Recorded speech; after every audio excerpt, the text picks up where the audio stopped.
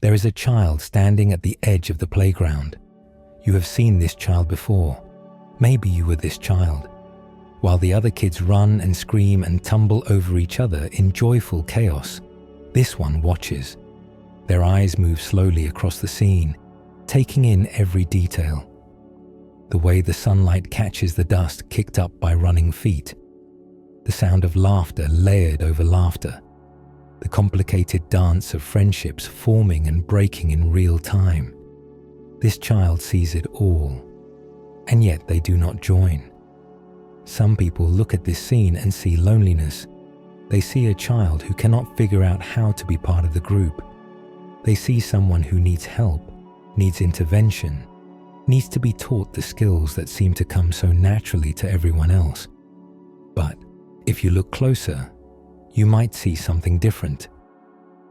You might see a child who is not missing out on the game but experiencing it in their own way. A child who is gathering more information in 5 minutes of watching than others gather in an hour of playing. Is their silence a wall, or is it a window into a world we simply do not see? We call these children shy. We say it like it is a diagnosis, like it is something that needs to be fixed. Teachers pull parents aside and express concern. Relatives at family gatherings try to coax words out of them, like pulling teeth. Well-meaning adults crouch down to their level and ask why they are so quiet, as if quietness is a crime that requires explanation. The world looks at the shy child and sees a problem. But what if the world is looking at it all wrong? Every generation has looked at its quiet children with a mixture of confusion and concern. We have invented countless ways to describe them: reserved, timid, withdrawn, introverted. Each word carries a subtle suggestion that something needs to change. Each label implies that the child is somehow incomplete, like a puzzle missing its most important piece. But what if we are the ones missing something? What if the shy child is actually more complete than we realize, just complete in ways we have not learned to recognize? What if that silence is not emptiness but fullness? What if that watchfulness is not fear but wisdom? What if the child standing alone at the edge of the playground knows something that the rest of us have forgotten? This is the secret world of the shy child, and once you understand it, you will never see silence the same way again. Let us start with what shyness actually is. Most people think shy children are afraid of other people. They think shyness is just social anxiety wearing a younger face. But that is only a small piece of a much larger picture. Shyness, at its core, is often about processing. It is about taking in the world more deeply than others do. It is about feeling things more intensely and needing more time to sort through all of that feeling before responding. Think of it this way. Imagine two children at the same birthday party. One child walks in and immediately starts talking to everyone, grabbing cake, joining games. Their brain is like a speedboat, skimming across the surface of the experience, touching everything lightly and moving on. The other child walks in and pauses at the door.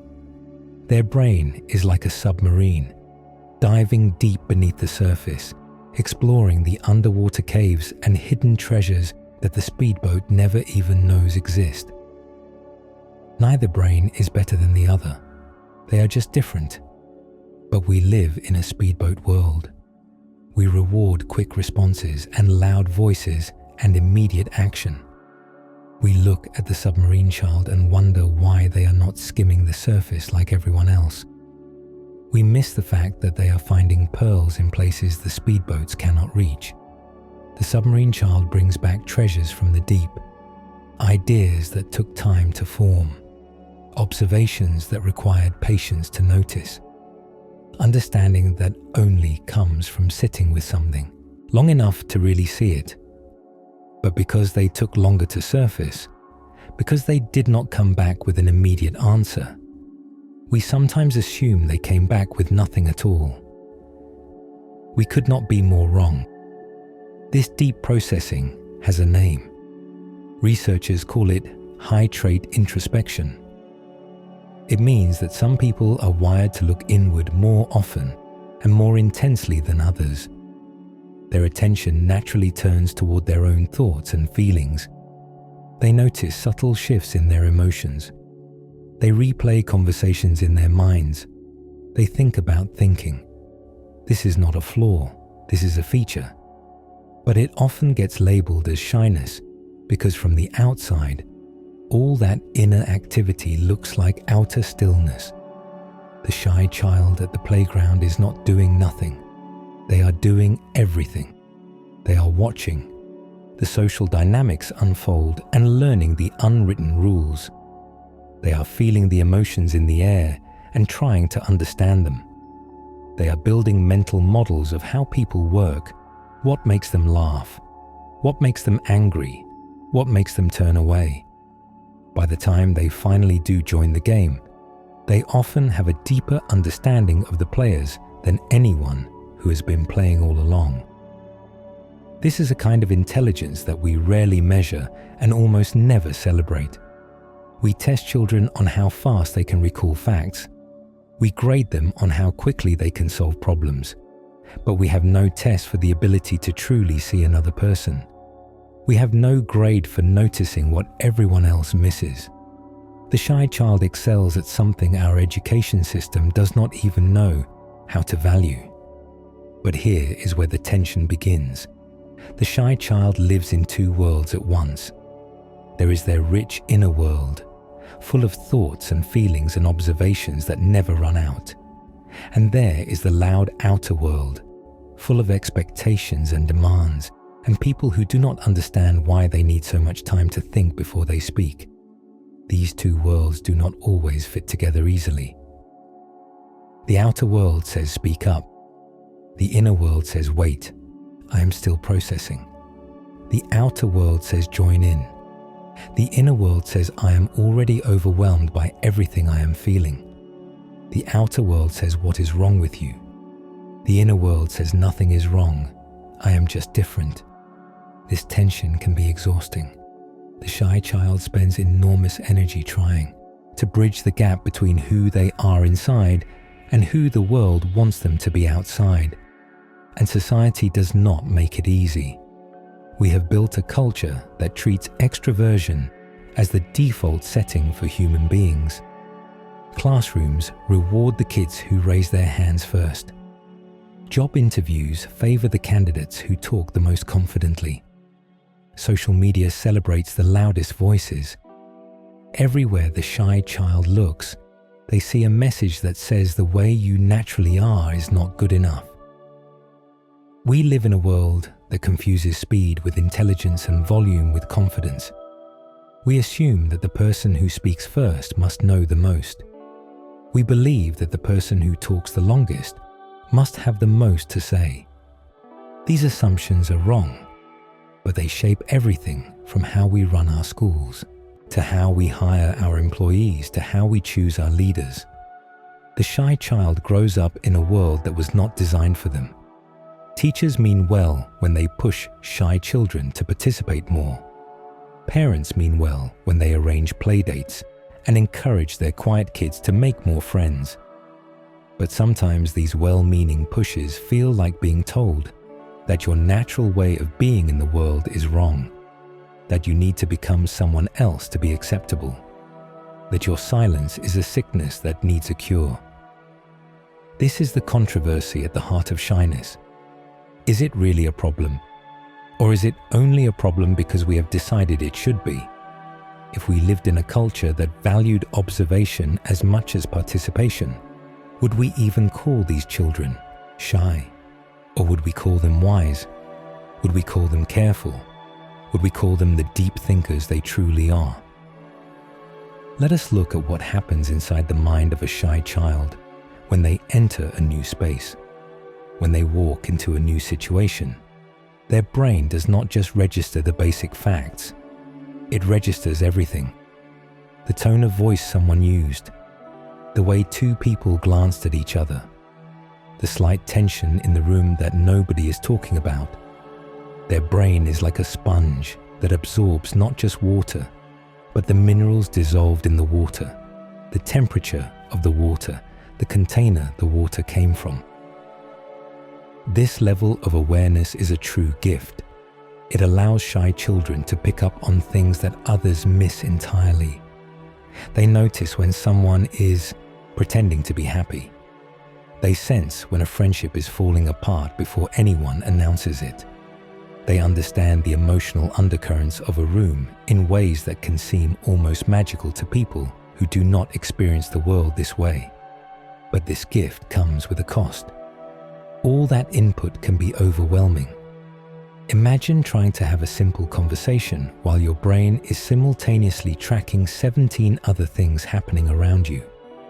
Imagine trying to respond quickly when your mind is still processing the last 3 things that were said. Imagine feeling every emotion in the room as if it were your own. This is why shy children often need time alone. Not because they dislike people, but because being around people takes so much more energy for them than it does for others. It is like being a radio that picks up more stations than other radios. While most people hear 1 or 2 channels, the shy child hears dozens all at once. The challenge is not just listening. The challenge is sorting through all that noise to find the signal. It requires concentration that others never have to develop. It requires energy that others never have to spend. The shy child who retreats to their room after school is not antisocial. They are recharging. They are sorting through all the information they collected during the day. They are making sense of experiences that other kids processed in real time, but that they need solitude to understand. This is healthy. This is necessary. This is how their particular kind of mind works best. But the world does not always see it that way. The world sees a child alone in their room and worries. The world sees a child who does not have a large friend group and assumes something is wrong. The world measures social success by quantity rather than quality and finds the shy child lacking. Meanwhile, that shy child might have 2 or 3 friendships that run deeper than most adults ever experience. They might have a relationship with their own thoughts that will serve them for their entire life. Here is where the real struggle begins. As shy children grow older, the pressure to fit in intensifies. Middle school and high school can feel like torture chambers for kids who process deeply and respond slowly. The social environment speeds up just as the stakes get higher. Everyone is performing confidence whether they feel it or not. And the shy child, who cannot easily fake what they do not feel, stands out in the worst possible way. Some shy children respond by withdrawing further. They shrink into themselves, trying to become invisible, hoping that if they are quiet enough, no one will notice them. This can work as a short-term survival strategy, but it comes at a cost. The more they hide, the more they miss. The more they miss, the harder it becomes to connect. The gap between their inner world and the outer world grows wider. Other shy children respond by forcing themselves to perform extroversion. They learn to fake the quick responses and the easy laughter.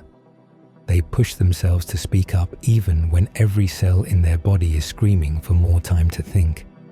This can also work as a survival strategy, but it too comes at a cost.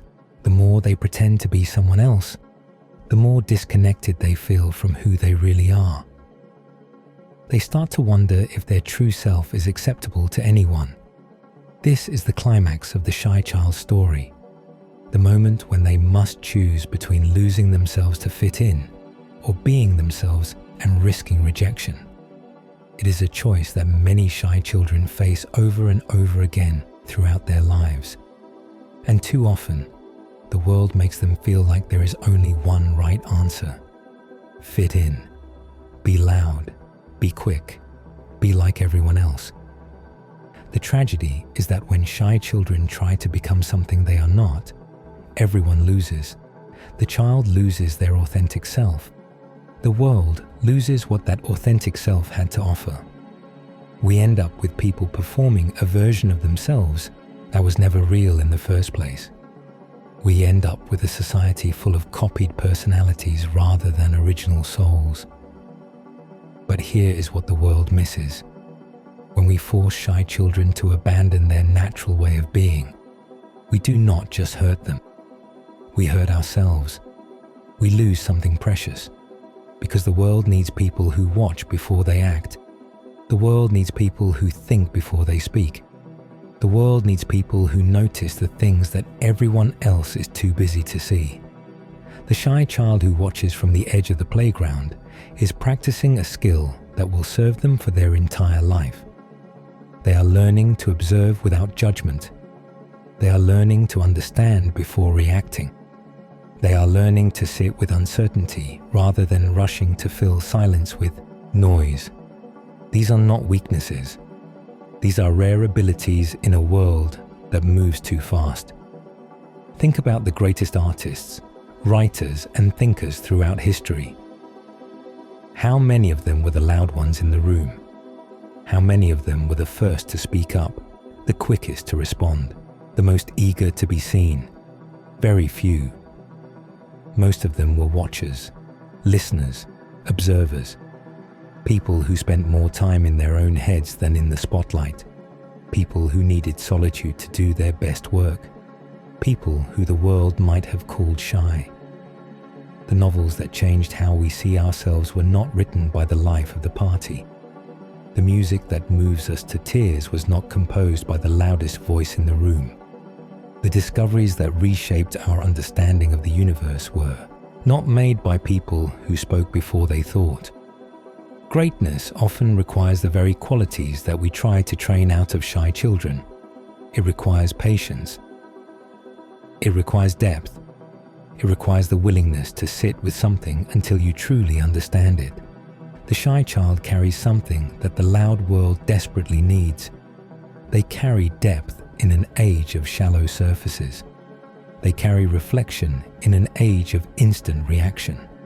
They carry the powerful ability to sit with complexity instead of rushing toward easy answers. These quiet children are not broken. They are not missing some essential piece that other children have. They simply operate on a different frequency. And if we tune into that frequency instead of trying to change it, we will hear something beautiful.